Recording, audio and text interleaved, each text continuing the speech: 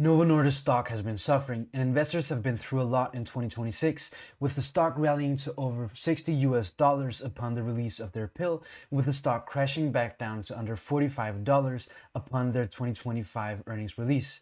See, the company delivered a guidance for 2026 that on the surface looks like the company deteriorating, but when looking under the surface, this looks much more like a calculated sacrifice, with the company addressing their issues head on and sacrificing short-term gains for long-term accessibility. So in this video, I'll use some clips from recent interviews that Mike Dustar, CEO of Novo Nordisk, has done, talking about the pivot that the company is undergoing. Novo Nordisk is a company that's fundamentally being transformed in terms of the way that they go to the market. And in today's video, I will cover two areas. I will talk about, number one, the pill release and why it fundamentally changes the game for GLP-1s by expanding the market, being able to meet more demand, right?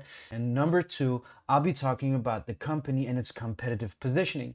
Here, I will actually also talk about an area where I have been blatantly wrong in public. I have been wrong in public on an element of Novo Nordisk and GLP-1s, and I'll cover that in today's video. First of all, I would like to show you a clip of Mike Dustar talking about facing challenges head on, growing more than ever before. Has been speaking that 2026 will be a different year. Different in a way that, yes, we are projecting a negative sales growth on the back of pricing headwinds that we have elaborated on. But it's also a year of growth in many ways. We will have more patients this year than ever before. We will produce more than last year and years before that. And we are also growing our pipeline for the future launches and the products. And of course, the pill has been the centerpiece of growth for us. We have had one of the best launches of pharmaceuticals, albeit it's a short period of time of some 5 weeks now. We today have 246,000 people on the pill. So bearing this in mind, obviously with their 2026 guidance, the company guided for a weak year, but this has been known for some time. Now, it's clear that the company is obviously going to take a huge hit in terms of profitability and in terms of dollar gains in the short term. On the other hand, it's also equally clear that the company is going to grow in terms of volume while declining in prices in the short term. This is a hit, but in the long term, it removes barriers to access for patients while expanding the existing market. Before we get into it, I would like to play one more clip from Mike Dustar talking about the company taking heat in the short term. Let's hear what he has to say. You have to remember that our injectable business is very large. So the pill starts with zero. And that's why we ask for a bit of a patience. So no matter how well we do initially to catch up with the price decrease that we have had on the big business, then of course mathematically takes a bit of time, but we are very hopeful that we're basically working day and night to accelerate those volume uptakes. So when you reduce prices dramatically, you obviously take a short-term hit, but the reason they're doing this is obviously also because of regulatory scrutiny from the Trump administration.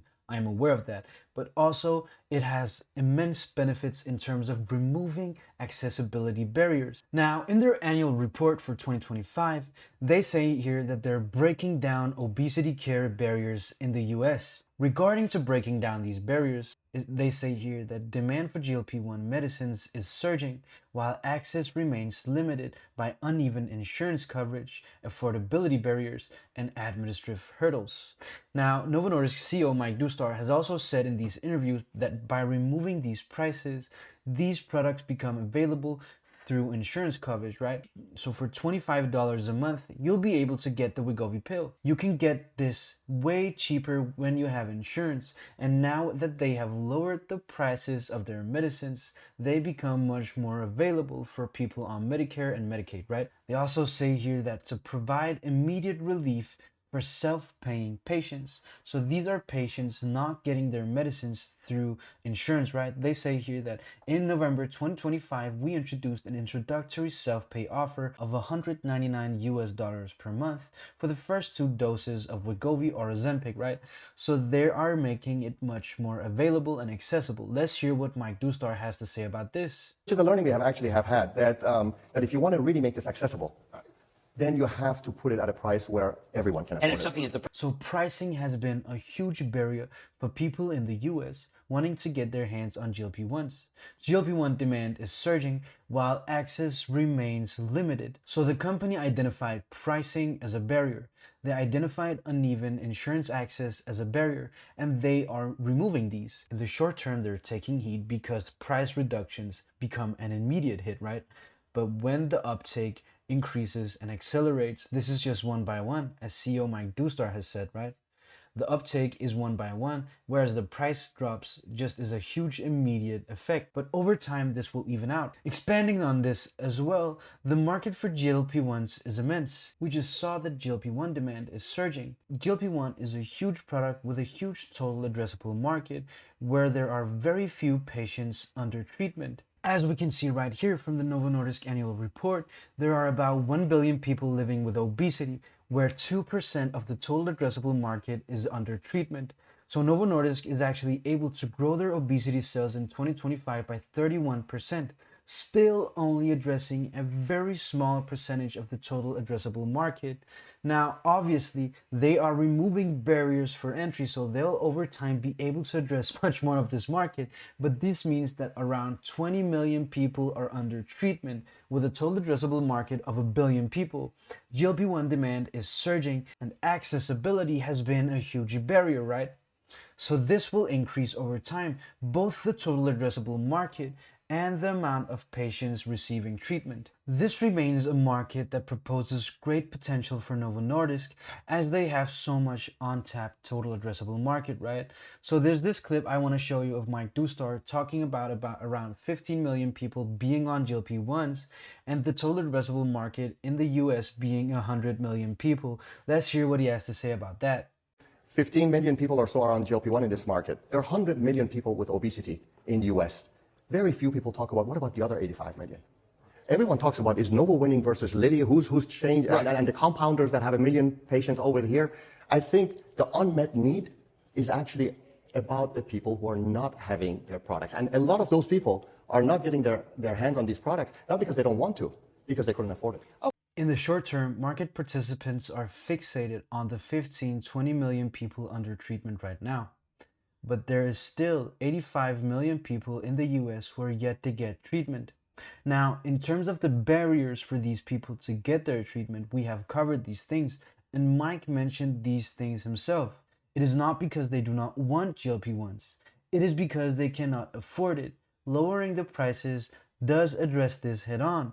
Now, obviously, as I said, this is an immediate hit to profitability, to revenues, right? But in the long run, it just improves and increases the total addressable market for you that you have, that you can access. So once again, this speaks to them lowering their prices as this strategy moving forward to remove barriers for access, improving and increasing their amounts of patients under reach, the patients under treatment, with a total addressable market globally of 1 billion people. And we're scrambling over these 15-20 million people right now. This is very short-term thinking. This way of thinking and this way of conceptualizing these things is just so short-term. It lacks the long-term vision. It lacks the long-term visibility that investors that are focused on the total addressable market that they have, right? I, as a Novo Nordisk investor, I have a lot of visibility because I can see the total addressable market. I can see that right now we're scrambling over 2% of the total addressable market. But when increasing and lowering these prices, they actually gain access to so many more patients that now can get the medicine and the GLP-1s through their insurance. Let's hear what Mike has to say about this. So obviously, we need to open new channels. Medicare is a great channel, is a group of people that unfortunately up till now have not been able to access these GLP-1 products. And by lowering the price, we were able to open access to 67 million people that are part of that group. So that I think is very good. On the other hand, we also know that there were many people wanting to lose weight. They had seen their relatives, their friends basically be able to do that, but just didn't want to have an injection. So now patients are able to get this medicine because the prices are lower. Now they can access them through their insurance. 67 million new American patients that Novo Nordisk can reach. Now realistically, they won't get all of these patients. They will have to share them with Eli Lilly and other participants coming into this GLP-1 market. But just to say that lowering these prices just increases the amount of accessibility for GLP-1s, meaning that Novo Nordisk volumes over time will improve drastically. Now, Novo Nordisk will improve their volume over time drastically because they have a broad product assortment, because they have good efficacy for weight loss, and because they have a good side effect profile, because it has good tolerability, because they have good implications on your cardiovascular health, right? Among all these things is just a very basic and fundamental understanding of Novo Nordisk sacrificing high prices for high volumes. Over time, this will pay off hugely for Novo Nordisk because they can just focus on improving their production capacity, raising their production to meet this immense demand. 67 million new patients that they can reach right now, right? So this just fundamentally improves Novo Nordisk's position. And Novo is also expanding the market. They're expanding the medicines that you can take. They're expanding the different formats of which you can ingest GLP-1s, expanding the ways that customers, that patients can access the pill. They're expanding the different medicines. They're expanding the different formats. Let's hear what Mike has to say. That the pill is able to expand the market? Yes. For a large group of people that have been waiting, predominantly I would say the major barrier has been the taboo. You know, if I take a pill today, you will not notice anything, and then you just let it go by. If I pull up my shirt and inject myself in front of you, you'll start thinking about me. And then a lot of people have been, of course, waiting to get rid of this taboo. I actually have come across a number of people that have started the injection and have said that once a week injection, let's say on a Saturday at home, is what they prefer compared to a daily pill. But I also have come across people in my own family that have said any day, every day, single pill is better than any type of an injection. So I think that the truth about obesity is that we treat it as one group of people right now. We say 2 billion people have obesity. The unfortunate fact is that this is a multiple diseases with different needs, different types of people, and you have to have the product offering that caters for all, which is what my company is about to do. So both in terms of the medicine's form and also in terms of accessibility, they're just broadening the market. They have more products, they're developing products, they have different formats of each respective product, right? So this just fundamentally improves Novo Nordisk's positioning in terms of the GLP-1 market, expanding the market both in terms of product availability and product accessibility. So yes, lowering prices means that the company will suffer losses in the short term. However, this also looks to me like a calculated trade-off, with Novo Nordisk trading short-term gains for long-term success, for long-term accessibility. Mike is also sure that they will get back to growth, stating multiple times that Novo Nordisk 2026 is a year of transition. Now, moving on to the second part of this video, addressing Novo Nordisk and their competitive positioning in the market.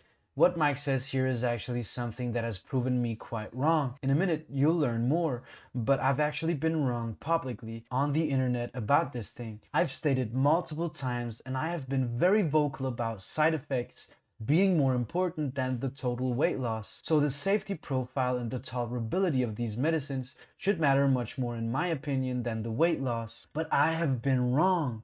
I have been so very wrong, and Mike Doostar has stated that people like me, that I have been wrong about this, right? So before we get into this, a bit of context is important. So the difference between Novo Nordisk and Eli Lilly in terms of pushing their pill have been two different core areas of focus, where Novo Nordisk focused a lot on the heart and kidney benefits of their GLP-1 products. So Novo Nordisk Wegovy reduces the probability of kidney disease, heart diseases.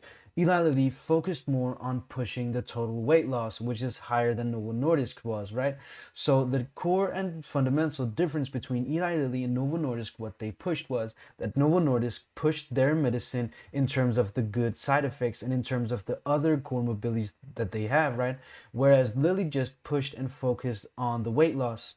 So now I would like to play you a clip of Mike Doostar actually saying something about this revelation. So let's hear what he has to say. No matter how much we pushed the heart and the weight, our heart and the liver and the kidney, the weight loss was what was being heard by the patients.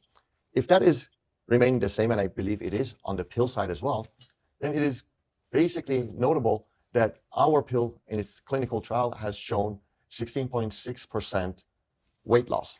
Our competitor's pill has 12.4% weight loss. So regardless of how much they pushed heart and kidney benefits, Eli Lilly just kept on pushing the fact that the weight loss mattered most, and that was actually what turned out to be true. That was actually what turned out to drive the core market demand for Eli Lilly, right? The total weight loss over Novo Nordisk's other good health benefits that the pill has over Eli Lilly, right? So this is something where I have been just brutally, publicly, proudly mistaken. And I would like to address this wrong being now. So I've obviously been wrong, and I've learned about this now.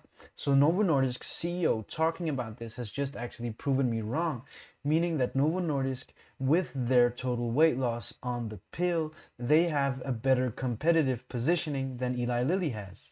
But overall, I would still like to push the fact that other things are equally important, in my opinion, as weight loss. The side effect profile is important. The tolerability is important.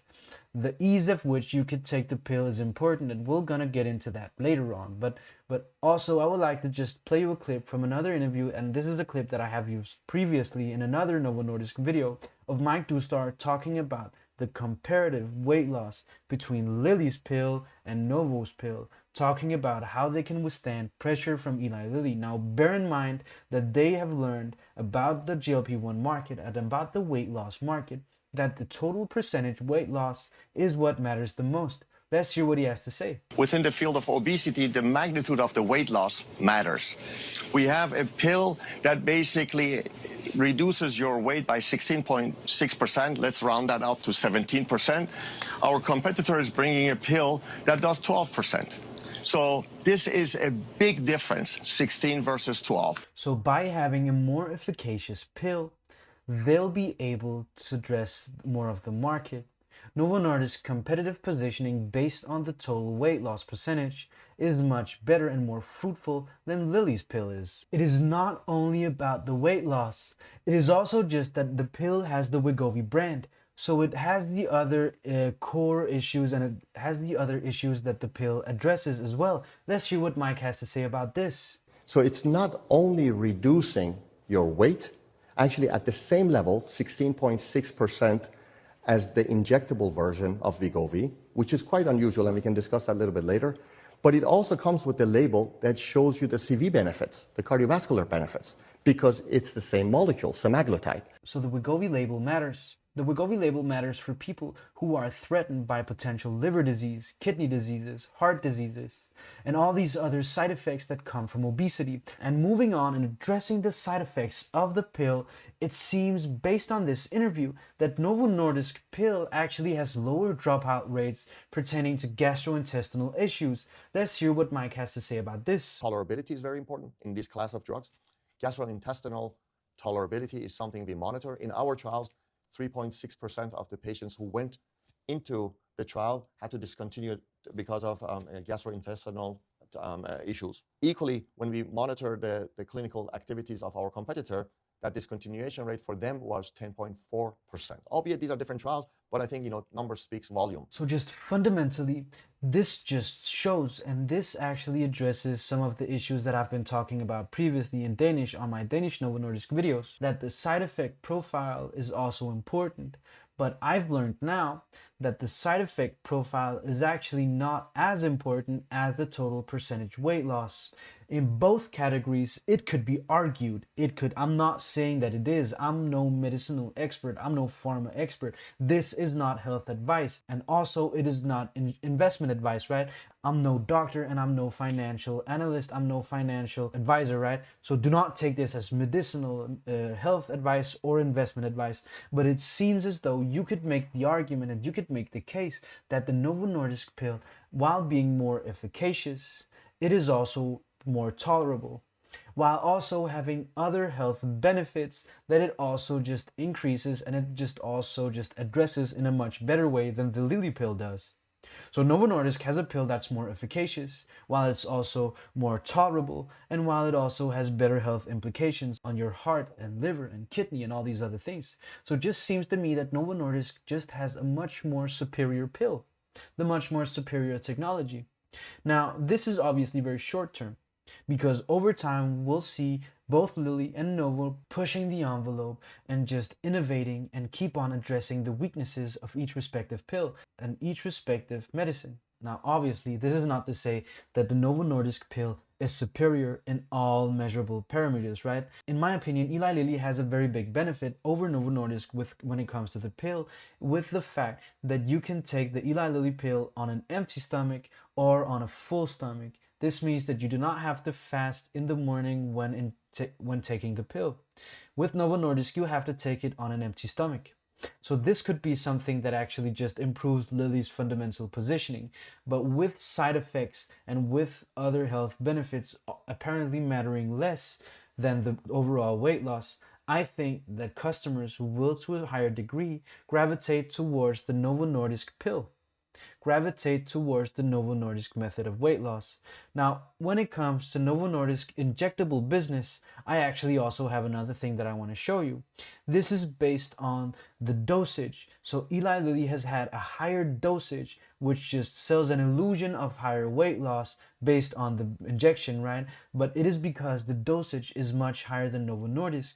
Novo Nordisk is seeking approval for increasing the dosage of their Wegovy injection. Let's listen what Mike Dustar has to say about this. Our product is as efficacious as our competitors. Right now, that is not the case.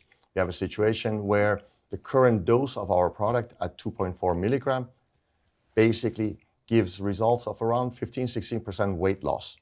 Our competitor has 15 milligram of GLP-1 in their product, and that gives them 20-21% weight loss. And we have seen how a majority of the people get more attracted with the perception and the concept of more weight loss. We're introducing a higher dose of our medication soon, and that hopefully will also change the dynamic as we go forward. So in so many ways, Novo Nordisk is just improving the weight loss profile and the efficacy of their medicines. They're improving in so many different ways. Now, obviously, 2026 is going to be a year of transitioning. We're all aware of this, but I think that behind the surface and behind this horizon, there is a huge path of profitability. There is a huge path of huge monetization, sharing it with Eli Lilly and other companies going into the GLP-1 market. But I think that Eli Lilly and Novo Nordisk will be dominant as they have the bigger production capacity and they just have better products. I think that this video is meant to express Novo Nordisk switching towards a more long-term, access-driven strategy, really tapping into that untapped potential, improving the company's products, weight loss efficacy, side effect profile, and other health issues that they address. So with all these things in mind, I actually do think that improving accessibility, increasing accessibility, suffering these short-term hits is a great thing for the company in the long term. Their pill is so efficacious, their pill has such a good side effect profile, and they just have so much untapped potential market to reach into. That's been it for me today, guys. I hope that you've appreciated the video. Like, subscribe, and click all the buttons. I appreciate your time, and I'll see you next time. Bye.